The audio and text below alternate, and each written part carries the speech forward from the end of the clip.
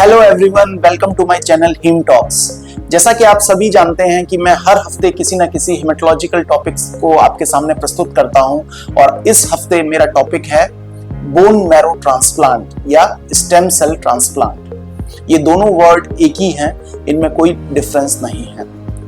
तो आइए जानते हैं बोन मैरो ट्रांसप्लांट क्या होता है, यह कैसे किया जाता है, किन बीमारियों में किया जाता है और इनके सक्सेस रेट्स हमारे देश में आज की तारीख में क्या है। सबसे पहला, बोन मैरो ट्रांसप्लांट होता क्या है। बोन मैरो ट्रांसप्लांट क्या होता है उसको बताने से पहले मैं एक सबसे बड़ा भ्रम आप लोगों का दूर करना चाहूंगा कि बोन मैरो ट्रांसप्लांट किसी तरीके का ऑपरेशन नहीं होता है। जैसा कि आप जानते हैं कि किडनी ट्रांसप्लांट या लिवर ट्रांसप्लांट में एक डोनर होता है जो कि अपना गुर्दा या लिवर डोनेट करता है और वो रेसिपिएंट जिसका ट्रांसप्लांट हो रहा होता है उसमें लगाया जाता है। तो इसमें दोनों को ऑपरेशन से गुजरना पड़ता है, लेकिन बोन मैरो ट्रांसप्लांट ऐसी पद्धति से नहीं किया जाता है। किसी भी, ना डोनर का ना रेसिपिएंट का कोई भी ऑपरेशन नहीं होता है। तो फिर बोन मैरो ट्रांसप्लांट करते कैसे हैं। आज साइंस ने इतनी प्रगति कर ली है कि हमारे पास कुछ ऐसी तकनीकें आ गई हैं जिससे कि हम स्टेम सेल बिना किसी ऑपरेशन के अब वो मरीज डोनर की बॉडी से हार्वेस्ट कर सकते हैं।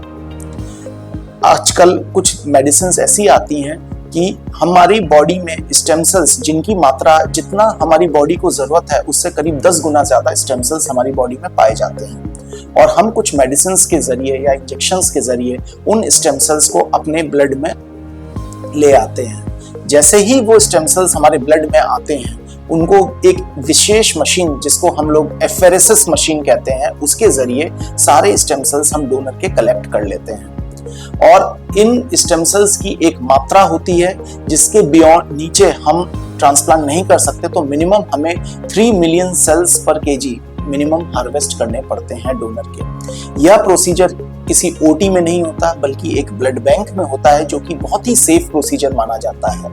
आज तक इतने सारे विश्व में बोन मैरो ट्रांसप्लांट हो रहे हैं बट किसी को अभी डोनर को किसी भी तरीके की कोई जानलेवा क्षति नहीं पहुंची गई है। छोटे मोटे साइड इफेक्ट जरूर हुए हैं पर लेकिन किसी की भी जान डोनेशन में, स्टेम सेल डोनेशन में नहीं गई और यह प्रोसीजर पूरा फुल्ली कॉन्शियस अवेक डोनर करता है। उसका एक तरफ हाथ से या गर्दन से स्टेम सेल्स निकल रहे होते हैं और दूसरी तरफ वो आराम से अपना टीवी या कोई भी एक्टिविटी कर रहा होता है। तो यह पूर्णतः सेफ प्रोसीजर है और ये जो स्टेम सेल्स जो हम डोनर से निकालते हैं उनको ब्लड या प्लेटलेट के जैसे ही उसकी रेसिपिएंट जिसका बोन मैरो ट्रांसप्लांट हो रहा है उसमें चढ़ा देते हैं। तो एक तरीके से बोन स्टेम सेल्स हमने एक जने की बॉडी से निकाले और दूसरी की बॉडी में इन्फ्यूज कर दिए, यानी कि ब्लड या प्लेटलेट की तरह चढ़ा दिए। लेकिन जैसा ये बोलने में जितना आसान लग रहा है इतना आसान होता नहीं।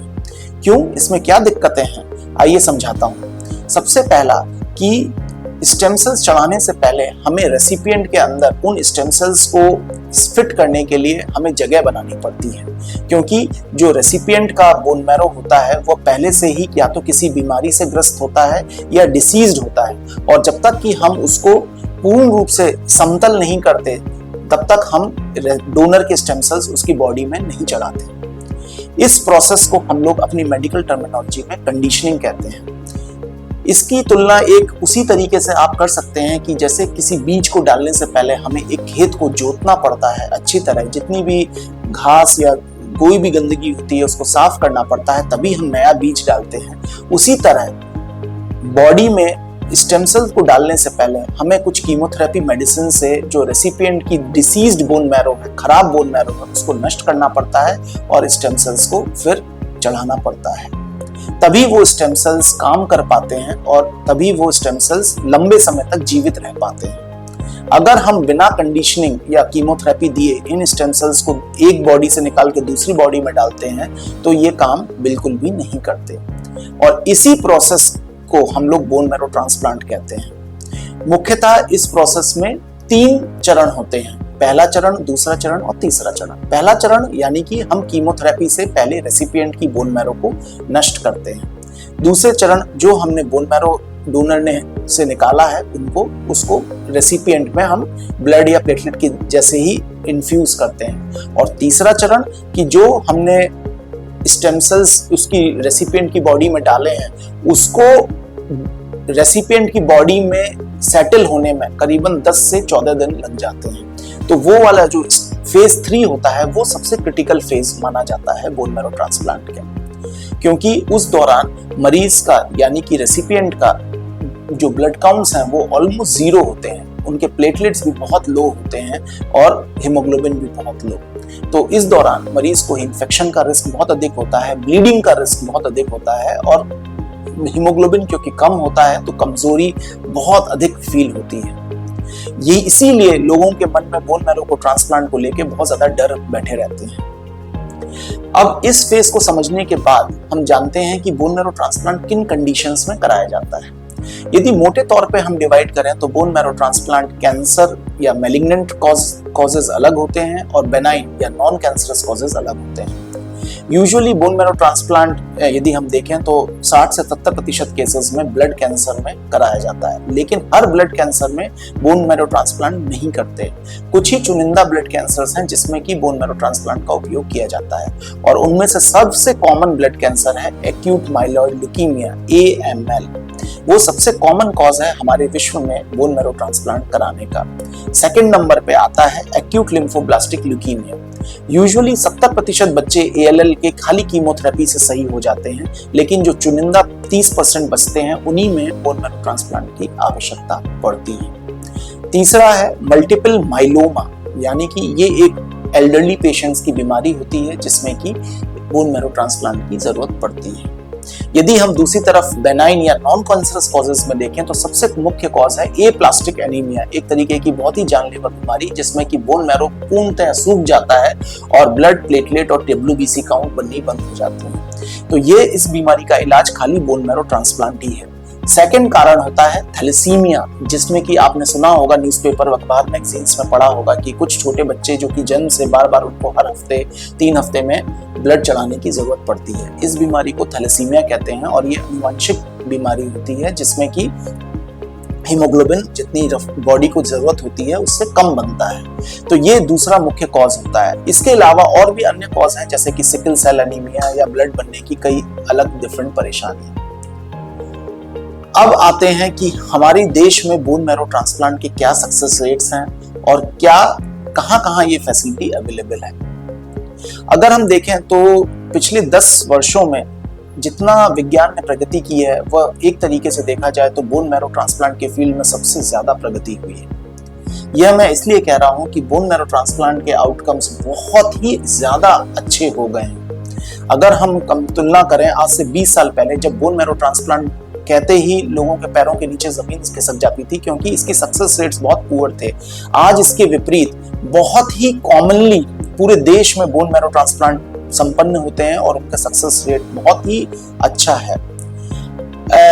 खाली ये मेट्रोपॉलिटन सिटीज यानी दिल्ली, चेन्नई, बेंगलोर, कलकत्ता, इन्हीं सिटीज में आज बोन मैरो ट्रांसप्लांट की सुविधा उपलब्ध नहीं है, बल्कि बी टायर सिटीज जो कि स्टेट कैपिटल्स हैं जैसे लखनऊ, भोपाल, उड़ीसा, भुवनेश्वर, इन सिटीज में भी आज के तारीख में बहुत अच्छे हॉस्पिटल्स मौजूद हैं जहां पे ये बोन मैरो ट्रांसप्लांट संपन्न हो रहा है। इसके लिए जो दवाइयां चाहिए, जो फैसिलिटीज चाहिए, जैसे कि एक डेडिकेटेड BMT यूनिट, वो बहुत सारे हॉस्पिटल्स में आज मौजूद है।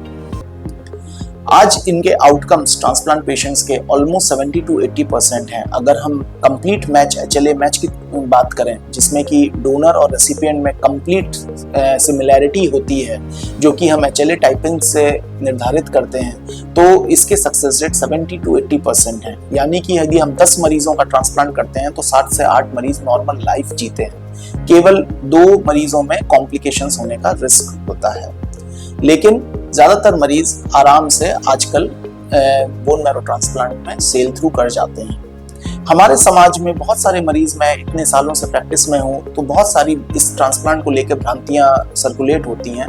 तो मैं सभी को यह सलाह देना चाहूंगा श्रोताओं को कि किसी भी नॉर्मल नॉन मेडिको से बोन मैरो ट्रांसप्लांट की सलाह ना लें। क्यों? क्योंकि वह आपको मिसगाइड करते हैं रेदर देन गाइड करने के। बोन मैरो ट्रांसप्लांट के बारे में यदि आपको कुछ जानना है, समझना है, तो किसी हेमेटो ऑन्कोलॉजिस्ट से ही संपर्क करें। वही आपको रियली बोन मैरो ट्रांसप्लांट के in and outs, advantages and disadvantages समझा पाएगा। और इसी से हम उस लिमिट पे पहुंच पाएंगे जब हम एक सही डिसीजन ले पाए। इसी के साथ मैं अपने इस टॉपिक को आज मैं समाप्त करता हूं और फिर मिलेंगे नेक्स्ट वीक किसी नए हेमेटोलॉजिकल टॉपिक के साथ। नमस्कार।